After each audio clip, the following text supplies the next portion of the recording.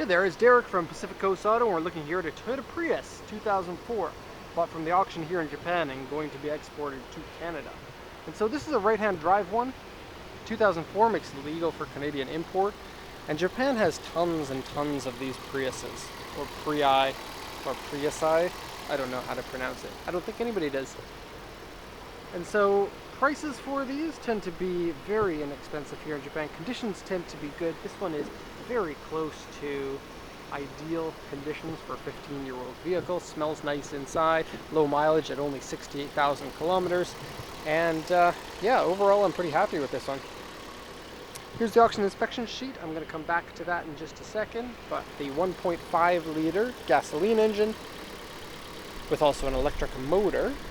I think it puts out a little over, somewhere in the range of 130 horsepower or so, but that's really not the biggest concern for something like this. It's fuel economy, and this being the second generation of the Prius was a big step up from the first generation, which was basically just a Toyota Vitz. Turn the engine off. And so the hybrid system, I guess everybody by now knows how it works. It picks how much engine and how much motor that you should get based on driving conditions, and it'll give you somewhere, well, I don't even know the numbers, but somewhere in the range of like 30 miles per gallon. I don't even know miles per gallon. This one's going to Canada, and we don't even use miles there. And we're in Japan right now, and we don't use miles here either. All right, kilometers per liter? I guess. I don't know. Weirdly, Canada uses kilometers per, or liters per 100 kilometers. Strange. But anyways, we got coolant here is good, our oil is good, and this is the same engine that is in the Toyota Echo or Vitz or our company car BB. It doesn't use a timing belt, it uses a timing chain, and as far as I have seen, it is one of the most reliable engines from Toyota, which is good because it'll be switching on and switching off over its lifetime because of the way that this works. It'll run on just electric if you want it to. There's a button for that. It is kind of interesting to see one of these. We don't actually, this is only our second one that we've bought. But yeah, let's look over the condition on the sheet here. So this one here is a 2004 Prius. It's a G Touring Selection. I'm sorry, I really don't know what that means, but it's an auxiliary 4, interior B, alloy wheels, power steering, power windows, navi, and airbag. Still had current registration on it and 67,450 kilometers. Of course, it's automatic. They only come that way. And original navi with digital TV tuner, toll collection box for Japanese highways. What is this one? Rear fog light. Oh, thank you so much, seller, for telling me that you have a rear fog light. I don't even know what they're talking about. I know in Europe, your cars need to have a rear fog light, and so probably what happens is when you turn your fog lights on, it'll turn the rear ones on. This is something that we don't do in Canada or the US. I don't even know if it's legal to use them, but it'll shine a light that is brighter than your brake lights when it's foggy. That's the idea. Okay, so HID headlights, reverse camera, that's a stock one. It has a tonneau cover. Thanks again, seller, for letting us know it has a tonneau cover. Spare key ×2. It has floor mats in it. Rear glass is tinted. That's really noisy right now. That big thing of pipes and stuff. Interior is slightly dirty. Seat has a stain. Neither of those look like something that was worrisome at all to me. Wheels is caps are scratched. And I mentioned this in the other video, but I love the wheels on this because they have hubcaps, but they're actually alloy wheels underneath the hubcaps. And they kind of look like a TE37 design for the wheels. You can take those caps off, and it looks pretty awesome. And these caps are scratched anyway. Tires are 2015, by the way, so they're relatively new. Okay, rear spoiler paint peeling, door mirror cover scratch, various scratches, dents, and shallow scratches. And then if you look at the body here, everything on the body is minor, except it has a A2 here, which is a medium scratch. The windshield rocket chip is not a problem. It has some paint wave here, which didn't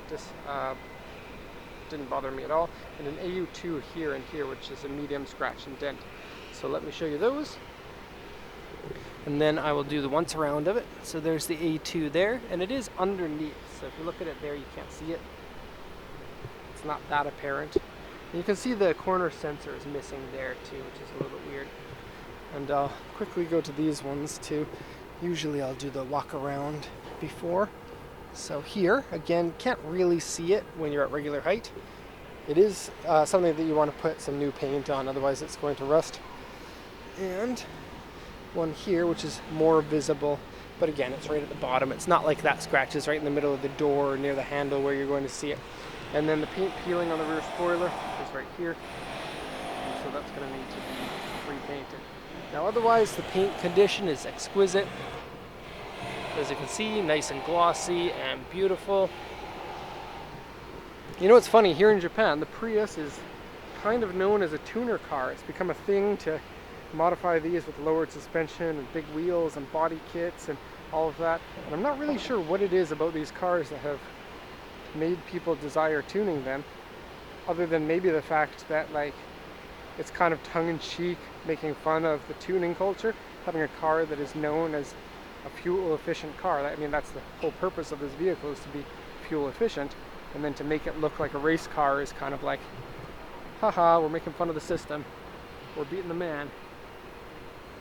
I don't know, but it is cool. A lot of really awesome, very expensively modified Priuses here, and I suppose you could get those from auction too. I'm not sure how often they would come up.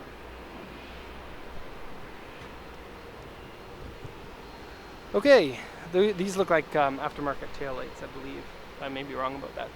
I'll have a quick look at the trunk. The trunk in these is fairly large for the size of the vehicle, and this one has a mat in the back. And then they have cutouts here, and the purpose of these cutouts, I am to believe, is so that you can put golf clubs in the back, because otherwise you wouldn't be able to. There's a storage bin under here for some extra room, and it actually goes pretty far back into there. And then you can lock it with these little lock pieces. Now these seats can flip forward, and then it has the tonneau cover. Thank you, seller, for letting us know this car has a tonneau cover, which is original equipment on these vehicles, and highly unlikely that somebody would have taken that cover out, because it doesn't really impede anything. I mean, if you flip the seats forward, it would, but I don't know, you can pop it out here if you want. Okay, into the front of the car. It's futuristic in a 2004 way. Technology has changed a lot since 2004, but for the most part, this car is okay. It's got wear there, and then some wear here as well. But otherwise, look at this. They said interior dirty and seat stained. Looks to be pretty good. And the best part is the smell. Like, you can't have a good smelling car if the car wasn't treated well. You can see the floor mats maybe a little bit dirty. You can try to cover up bad smells, but to get that original good car smell of a well-kept car, I guess some people are like, oh, it's a lady-driven car. Maybe. I don't know. Are ladies less slobby? I don't know. Has this weird shifty thing, and I actually got myself in a little bit of trouble not knowing how to turn it into neutral. And so reverse is easy, drive is easy, and you'd think neutral is easy like that, but you have to hold it for a couple of seconds. Sadly, I don't know what B is. Don't know. Power steering is fine. Brakes and everything feels fine. The transmission takes a little getting used to, but for the good fuel economy, it's a small price to pay. And then it has a screen up here. Let me just turn it on so that you can see. Turn on like this. Actually, no. Oh, wow. Smart key. You don't even have to stick it in, but there's a place to stick in if you want. And then you may be able to see this. The camera doesn't like to focus on these types of screens very well. Also, it looks like it flashes only because it has a refresh rate that kind of doesn't line up exactly with the frame rate of the camera. And then you can see that's all Japanese. Audio here. It's your TV, storage box, and some pretty clever dual cup holder there. And this is a Toyota thing. It has a trash bin. Those are on a number of Toyotas, like the Crown, the Mark II, Excelsior, Hilux, Land Cruiser of this generation.